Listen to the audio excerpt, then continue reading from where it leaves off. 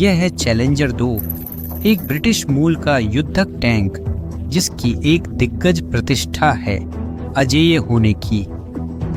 Ukraine से पहले कोई भी चैलेंजर 2 दुश्मन की गोलीबारी में युद्ध के दौरान नष्ट नहीं हुआ था, कभी नहीं।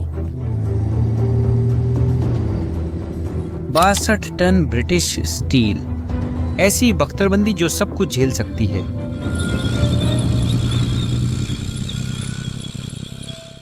और अब तक किसी भी टैंक पर लगाया गया सबसे सटीक तोप।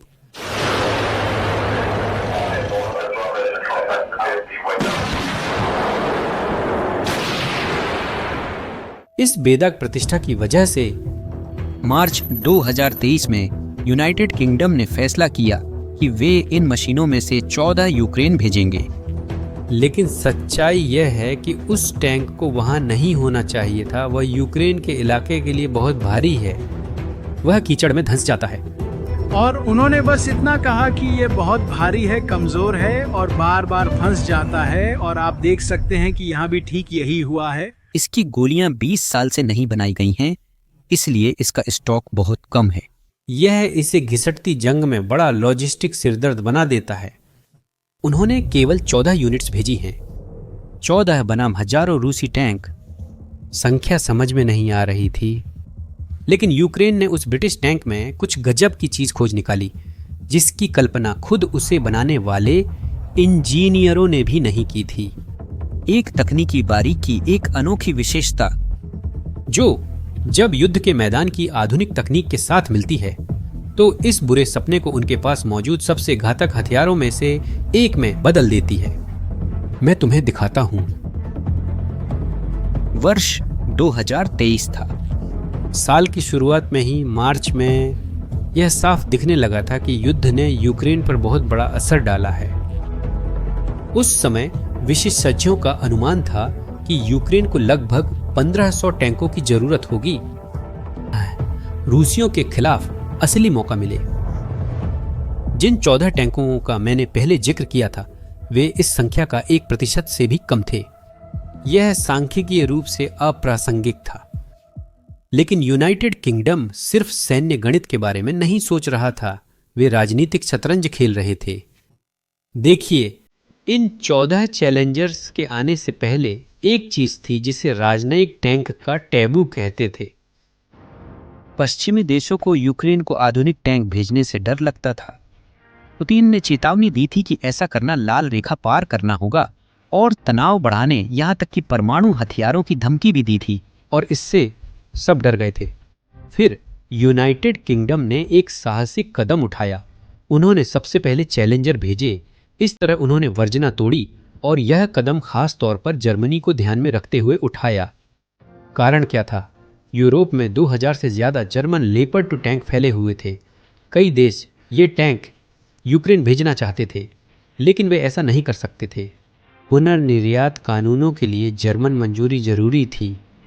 जर्मनी हिचकिचा रहा था, लेकिन जब ब्रिटेन ने सबसे पहले चैलेंजर टैंक भेजे तो कूटनीतिक दबाव असहनीय हो गया।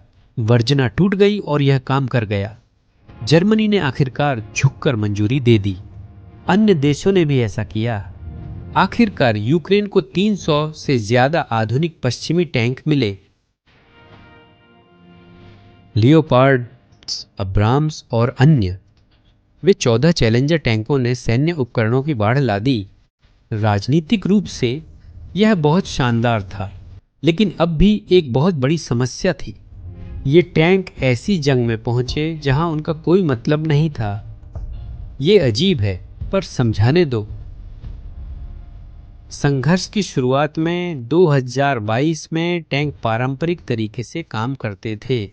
वे आगे बढ़ने का नेतृत्व करते थे, पैदल सेना की रक्षा करते थे और जाहिर है दूसरे टैंकों को नष्ट करते थे, ठीक वैसे ही जैसे उन्हें डिजाइन किया गया था।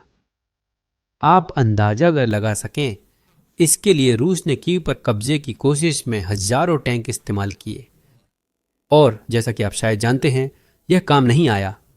वहीं यूक्रेन, खैर, उसने सितंबर 2022 की जवाबी कार्रवाई में अपने टैंकों का इस्तेमाल किया और खार्किव क्षेत्र में हजारों वर्ग किलोमीटर इलाका आजाद कराया।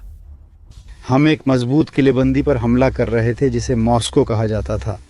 हमने पहली रक्षा पंक्ति को नष्ट कर दिया और पीछे हट गए क्योंकि हमारे पास गोला बारूद नहीं था। वे भागने लगे। हमारी पैदल सेना ने उनकी खाइयों पर कब्जा किया। वे हमारे टैंकों की उम्मीद नहीं कर रहे थे। उन्हें लगा था कि पैदल सेना ही गोली चलाएगी और पीछे हट जाएगी, लेकिन उन पर 4 टैंक गोलियां चला रहे थे। यह पूरी तरह से काम कर गया, लेकिन फिर सब कुछ बदल गया। ड्रोन आ गए, छोटे, सस्ते, घातक फर्स्ट पर्सन व्यू ड्रोन, जिनकी कीमत कुछ $1000 है।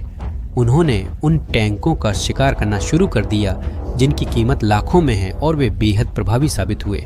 रूस ने अपने लगभग 2/3 टैंक ड्रोन हमलों में खो दिए, न कि मिसाइलों से, न ही दूसरे टैंकों से, बल्कि ड्रोन से। अचानक युद्ध के मैदान में जो भी चीज हिलती थी उसे कुछ ही मिनटों में पकड़ लिया जाता था और उसके तुरंत बाद नष्ट कर दिया जाता था। आसमान निगाहों से भरा था जिनके पास विस्फोटक थे। यूक्रेन ने 2023 में नए पश्चिमी टैंकों को पारंपरिक रूप से इस्तेमाल किया। उन्होंने दोनेत्स्क और जापोरिजिया में बड़ा हमला शुरू किया। उन्होंने अपने पास सब कुछ झोंक दिया, चैलेंजर, अब्राम्स, लियोपार्ड्स। उद्देश्य रूसी रक्षा पंक्तियों को तोड़ना था, लेकिन ये पंक्तियां बेहद मजबूत थीं। वहां विशाल टैंक रोधी खाइयां थीं, कंक्रीट की बाधाएं जिन्हें ड्रैगन के दांत कहा जाता है, और सबसे बढ़कर ड्रोन, बहुत सारे ड्रोन। पश्चिमी टैंक पहली रक्षा पंक्ति को पार नहीं कर सके। नतीजा, हमला विफल रहा। उपकरण खो गया, जिसमें पहला चैलेंजर 2 भी शामिल है, जिसे लड़ाई में नष्ट होने की पुष्टि हुई है। वह अजेयता खत्म हो गई थी, और उस दिन एक बात बिल्कुल साफ हो गई थी। मोर्चे पर टैंकों का इस्तेमाल करना आत्महत्या था। पारंपरिक आक्रामक हथियार के रूप में टैंक इस युद्ध में अब बेकार हो चुके थे। लेकिन फिर कुछ चौंकाने वाला हुआ। चैलेंजर टैंकों को छोड़ने के बजाय यूक्रेन ने इन समस्याग्रस्त टैंकों को एक बिल्कुल अलग नजरिए से देखने का फैसला किया। उन्होंने एक साधारण सवाल पूछा, अगर हम इस टैंक का इस्तेमाल फ्रंट लाइन पर नहीं कर सकते तो हम इसे कहां इस्तेमाल कर सकते हैं? और इसका जवाब एक खास तकनीकी विशेषता के पीछे छुपा हुआ मिला।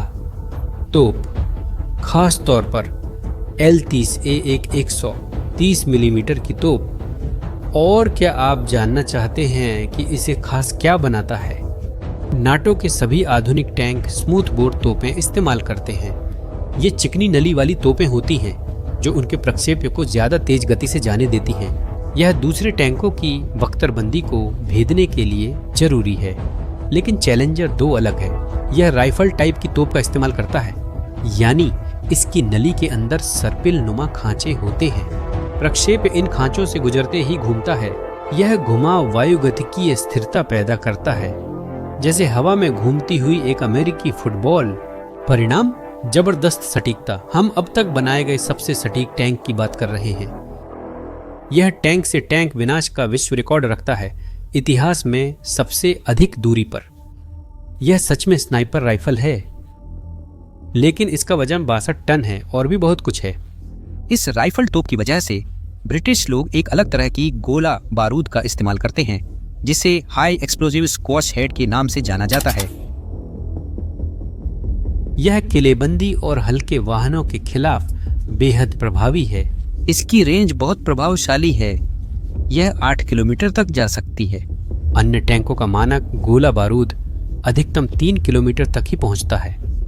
यह विशेषता पूरी तरह से फर्क डालती है और यूक्रेन ने इसे समझ लिया है, क्योंकि अगर चैलेंजर को मोर्चे तक नहीं जाना है तो उसे जाने की जरूरत नहीं है। वह दूर रह सकता है, बहुत दूर, और फिर भी लक्ष्य को सटीकता के साथ मार सकता है।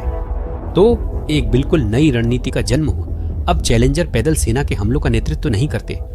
वे मोर्चे से 3 से 5 किलोमीटर पीछे छिपे रहते हैं, पेड़ों की आड़ में सुरक्षित रहते हैं, और वे मोबाइल सटीकता वाली तोपखाने की तरह काम करते हैं। पर एक और समस्या है, इतनी दूर से उसे कैसे पता चलेगा कि कहाँ गोली चलानी है? और यहीं पर वह आधुनिक तकनीक आती है जिसका मैंने शुरुआत में जिक्र किया था, ड्रोन। वही ड्रोन जिन्होंने मोर्चे पर टैंकों को बेकार बना दिया। अब वे चैलेंजर के साथ मिलकर काम करते हैं। यूक्रेनी निगरानी ड्रोन रूसी ठिकानों के ऊपर उड़ते हैं, लक्ष्य पहचानते हैं, बंकर, मजबूत ठिकाने और सटीक जीपीएस निर्देशांक चैलेंजर को भेजते हैं। टैंक निशाना साधते हैं और फायर करते हैं। ड्रोन देखता है गोला कहाँ लगा, चूक पर सुधार भेजता है। चैलेंजर फिर निशाना साधकर दोबारा फायर करता है। इस बार सही लगता है। इसी दौरान बड़े हमलावर ड्रोन उन्हीं ठिकानों पर बमबारी करते हैं। यह एक समन्वित हमला है। जब ये ठिकाने पूरी तरह से नष्ट या कमजोर हो जाते हैं, तभी पैदल सेना आगे बढ़ती है। यह सब अपेक्षाकृत सुरक्षित ढंग से इलाके पर कब्जा करने के लिए किया जाता है। यूक्रेनी टैंक कमांडर, जिनका कोड नेम हेरा है, ने इसे अच्छी तरह से बताया। यह सच में एक स्नाइपर राइफल जैसा है। यह दुश्मन के लक्ष्यों को लंबी दूरी से मारने की अनुमति देता है। आपको पास जाने की जरूरत नहीं, आप ढंग के स्थान से फायर कर पीछे हट सकते हैं। क्या आप इसकी प्रतिभा समझते हैं? यूक्रेन ने चैलेंजर की सबसे बड़ी कमजोरी पकड़ी, भारी, धीमा और कम गोला बारूद होना, और इसे ताकत में बदल दिया। ढकी स्थिति में खड़े होकर दूर से गोली चलाने में भारी होना जरूरी नहीं है। धीमा होना कोई मायने नहीं रखता। जो मायने रखता है वो है सटीकता, और इसमें चैलेंजर अजेय है। लेकिन ईमानदारी से कहें तो यह शानदार समाधान एक भारी कीमत के साथ आता है। याद है मैंने कहा था कि गोला बारूद 20 साल से नहीं बना। यह कोई बड़ा चढ़ाकर कहीं बात नहीं है। यूनाइटेड किंगडम ने 120 मिलीमीटर की राइफल्ड गोला बारूद का उत्पादन दशकों पहले ही बंद कर दिया था। भंडार सीमित हैं, हर एक गोली कीमती है, सचमुच। और तोपें भी अब नहीं बनती। और सबसे बुरी बात, राइफल तोप जल्दी घिस जाती है, पूरी ताकत से करीब 500 गोलियों तक ही चलती है। इसकी तुलना एक अमेरिकी स्मूथ बोर तोप से करें जो 1500 गोलियां चला सकती है। यह 3 गुना कम है, और इसके अलावा बदलने के लिए कुछ नहीं है। अगर एक तोप टूट जाए तो दूसरी नहीं है। जब तक वे यूके में रिटायर्ड टैंकों में से किसी एक से न निकाल लें। पर सवाल है, क्या उनमें से किसी के पास अभी भी अच्छी हालत की तोप है? जैसा कि आप सोच सकते हैं, इसका असर विनाशकारी है। डिलीवरी के 1 साल बाद 14 में से सिर्फ 7 चैलेंजर चालू हालत में थे। जो 7 काम नहीं कर रहे थे, उनमें से सिर्फ एक को ही लड़ाई में गंभीर चोट आई थी। एक को प्रशिक्षण के लिए रखा गया था, और बाकी 5 वे पुर्जों का इंतजार करते हुए खड़े थे। सीधे शब्दों में कहें तो उन्हें ठीक करने के लिए न तो पर्याप्त मैकेनिक थे और न ही पुर्जे। शायद वे कुछ टैंकों के हिस्से निकालकर बाकी को चालू रखने की कोशिश कर रहे थे। यही वह लॉजिस्टिक दुस्वप्न है जिसका मैंने जिक्र किया था। यूनाइटेड किंगडम ने इस समस्या को पहचाना और फरवरी 2025 में उन्होंने बेबकॉक इंटरनेशनल कंपनी के साथ एक अनुबंध को बढ़ा दिया। उद्देश्य यह है, जाहिर है, यूक्रेनी मैकेनिकों को उनकी अपनी फील्ड मरम्मत करने के लिए प्रशिक्षित करना, साथ ही स्पेयर पार्ट्स की आपूर्ति सुनिश्चित करना। मूल रूप से इन 14 टैंकों को जितना संभव हो सके उतना लंबे समय तक चालू रखने की कोशिश करना। और यही इस कहानी का सबसे बड़ा सबक है, यूनाइटेड किंगडम का सबक। अब वे चैलेंजर 2 का उत्तराधिकारी बना रहे हैं, जिसका नाम है चैलेंजर 3। और जानते हैं सबसे बड़ा बदलाव क्या है?